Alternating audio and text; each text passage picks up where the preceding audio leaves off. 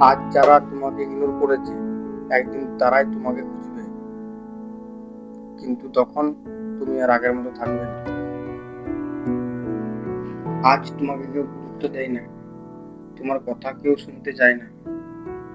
তুমি মেসেজ করো, সেন্ড হয়, কিন্তু রিপ্লাই আসে না। তুমি পাশে থাকো, তবু তুমি ইনভিজিবল। এই কষ্টটা, এই অপমানটা, এটাই তোমার সবচেয়ে বড় শক্তি। কারণ যে মানুষটা তোমাকে আজ ইগনোর করছে সে জানেই না তুমি কতটা পাওয়ারফুল হতে চলেছো।